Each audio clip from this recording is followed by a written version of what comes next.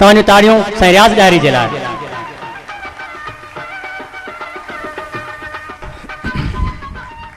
ज़मानो थो चए सा अयारी न थींदी, ज़मानो थो चए सा अयारी न थींदी, निभाई असां खां सा यारी न थींदी।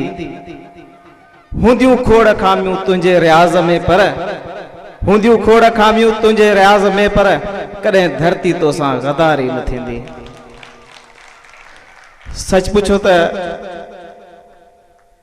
हिन मोहब्बतुनि जो महवरी प्रोग्राम मूंखे इन ॻाल्हि ते पाबंद थो करे तव्हां सभिनी जी मोहब्बतुनि ते ॻाल्हायां। हिते वेठल, साम्हूं वेठल ऐं मुंहिंजूं ॿाहूं, मुंहिंजा दोस्त, मुंहिंजा सजण जिन ही प्रोग्राम कराइण में अॼोके काढ़े जहिड़ी गर्मी हुई उन में बि हिते बीठा हुया, उन्हनि कुर्सियूं पंहिंजे हथनि सां लॻायूं, उन्हनि ते कवर चाढ़िया, सभिनी पंहिंजो पंहिंजो कमु विराए खयो। मूंखे जीअं माशूक चयो त ऐं साईं ज़ामिन फ़कीर मोहम्मद ज़ामिन चयो त रियाज़ तूं ख़ुशि नसीब आहीं ऐं अहिड़ी का दौलत शायदि ई कंहिंखे मिले जंहिंजा अहिड़ा सुठा दोस्त हुजनि। दिलि ते चए थी सभिनी दोस्तनि जा नाला खणी आऊं, सभिनी सां मोहबत वंडिया, पर वक़्त ऐं हालात या इजाज़त कोन थी रहे। स्टेज ते वेठल उन काज़ी प्रीतम जे मोहब्बत ते छो न ॻाल्हायां, जे किताब छपराइण में मुंहिंजी हर मुमकिन मदद कई। उन माशूक दारे जी मोहब्बत ते छो न ॻाल्हायां, जंहिं मूंखे बार बार चवंदो रहो त रियाज़ तुंहिंजो किताब अचणु घुरिजे, ऐं पोइ जॾहिं मूं संदसि हवाले के कमु कया त एतबार कयो त हिन दौर में एॾो कंहिंजे लाइ टाइम कढणु ऐं वक़्त ते उहो कमु वापसि करणु मूंखे तमामु घणो जेको सो हुन मुतासिर कयो। ऐं मजबूर थियुसि इहो किताब जॾहिं मूं पंहिंजे पघार मां 33,000 करे बचाया हुआ त 20,000 में छपाए वेंदुसि, उहो जॾहिं 50,000 में छपाइणो पियो त मूंखे दोस्तनि चयो त का परेशानी ॻाल्हि किताब असां छपाईंदासीं। त ऐं डॉक्टर मुश्ताक जी मोहब्बत ते छो न ॻाल्हायां, जंहिंजी मोहब्बत करे मरणी न आहे, ऐं आजिज़ जी मोहब्बत ते छो न ॻाल्हायां, जेका नंढपण खां वठी असांजी रही आहे ऐं सरकारी पार्टी जेके अहम उहिदे जो उहो संभालींदड़ आहे, वफ़ाक़ में सेनेट में रहंदे ऐं हुन ते छो न फ़ख़ुरु कयां त पुनल सारियो खां वठी जेके मिसिंग पर्सन्स हुआ सिंध जा, उन्हनि ते हू बीठो थिए, हिकिड़ो उथी करे बीठो थिए। हू इस्लामाबाद में सिंधी शागिर्द सां अन्याय ते जेको सो असेंबली पंहिंजी सीट ते उथी बीठो थिए, पोइ लाज़मी उहा ॻाल्हि कंहिं वफ़ाक़ परस्तनि खे उहा वणंदी बि हूंदी का न पोइ वणंदी हूंदी।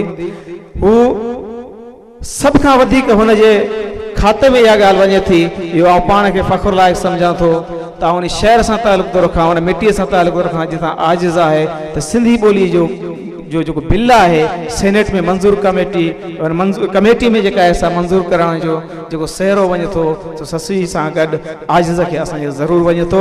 जेको सिंध जे अदीबनि सां राब्ते में रहियो, हिन माण्हू में दुनिया छा बि चए, मूं ते सुभाणे कहिड़ियूं बि ॻाल्हियूं लॻनि चमचागिरी जूं या कंहिं पासे खणण जूं, पर आउं एतिरो ज़रूरु चवंदुसि त हक़ खे हक़ ॾियणु सुञाणो। आउं तव्हांजो मुखालिफ़ आहियां, जेकॾहिं कमु सुठो कयां थो तव्हां मुंहिंजे कम खे एप्रिशिएट कयो, मुंहिंजे कम खे मूंखे भली न पई कयो पर मुंहिंजे कम खे एप्रिशिएट कयो।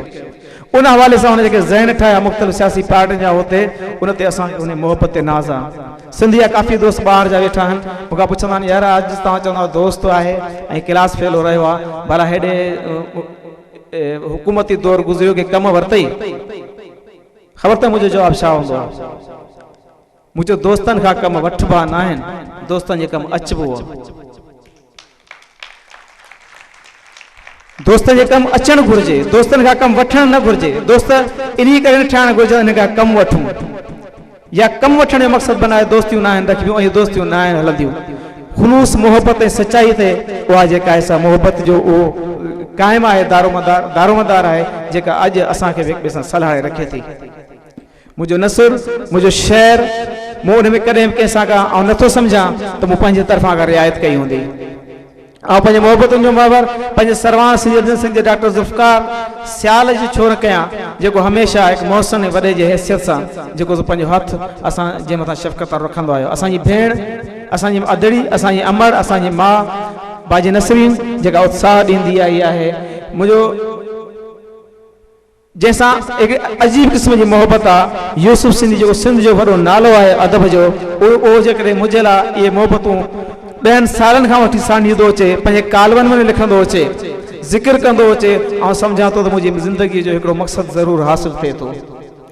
या मोहब्बत जहिड़ा प्यारा माण्हू असांजो भाउ पलीजो साहब जेको पलीज जी हिकिड़ी सियासत रही आहे सिंध में उन जो अॼु रंग जेको सो हिते महसूसु थियो उहो ऐं शाल सदाई सिंध जे लाइ आवाज़ उथंदा रहनि जंहिंजो मुंहिंजो हुन सां को बि ज़ाती डायरेक्ट को वास्तो न आहे पर हुन किताब घुरायो किताब पढ़ियो ऐं उन ते ॻाल्हायो संदसि लख थोरा ऐं पंहिंजे महबूब शाइर जंहिंखे आउं पंहिंजो आइडियल बि सम्झंदो आहियां शाइरी में शायदि मूं पंहिंजी शाइरी में अवामी रंग में करण जी कोशिशि कई आहे जीअं तव्हां जहिड़ा दोस्त सम्झी सघनि।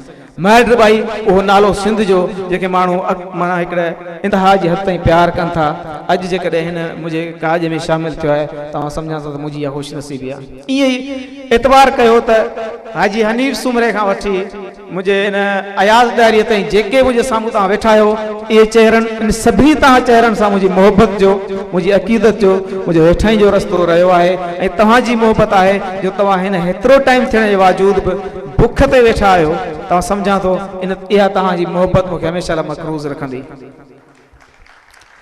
डिबाई साहब की ॻाल्हि करियो ऐं उहा मूं पहिरीं सोची तॾहिं खां सोची जॾहिं अॼु सुबुह खां वठी फेसबुक ते हिकु डिगी टाइम लाइन जो सिलसिलो हुयो ऐं उन खां अॻु में दोस्तनि जी मोहबत हुई त शायदि अॼु खां वठी आउं हिकु ज़िम्मेवार लेखक हूंदुसि।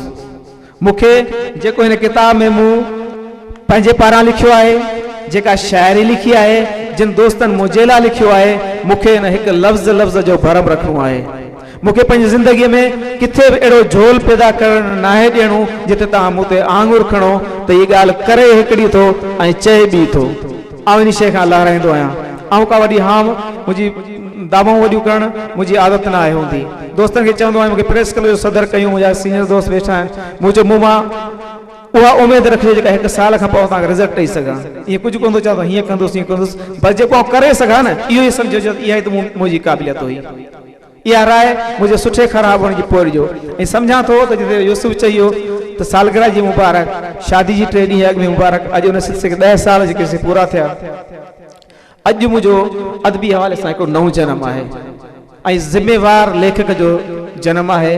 आईंदा मुंहिंजी ज़िंदगी जेका बि हूंदी उहा मूंखे तव्हांजे उमेदुनि ते पूरो लहंदे गुज़ारणी आहे। पंहिंजे लफ़्ज़ जो भरम रखिणो आहे। काफ़ी देरि थी आहे ऐं आउं सम्झां थो त इहा तव्हांजी मोहबत आहे ऐं इन मोहबत जो तव्हांजो आउं थोरो हक़दार बि थियां थो। जेकॾहिं 91 खां वठी मूं हेतिरो कुझु लिखियो आहे त अॼु हिकिड़ी राति तव्हां मुंहिंजे नाले बि कई आहे ऐं कयो। बाक़ी असां जेके मोहतरम दोस्त वेठा आहिनि उन्हनि खे दिलि सां ॿुधो इंशाअल्लाह मोहबतूं क़ाइमु रहंदियूं। मुंहिंजो हिकिड़ो गज़ल आहे हिकिड़ो बेत आया ख़रीद ॻाल्हि मुंहिंजी ॿुधी थोरनि रियाज़ कंहिं सदारती ख़िताब जहिड़ो हो।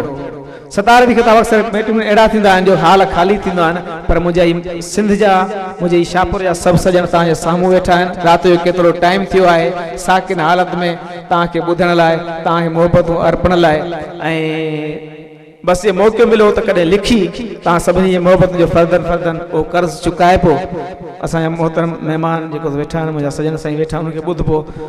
तव्हां सभिनी जी महिरबानी इन शहर सां त सभई सूर सीने समाए हलियासीं असां नींहुं पंहिंजो निभाए हलियासीं अंदर ई अंदर में मातम मतो पियो मगर मुल्क मुख ते सजाए हलियासीं।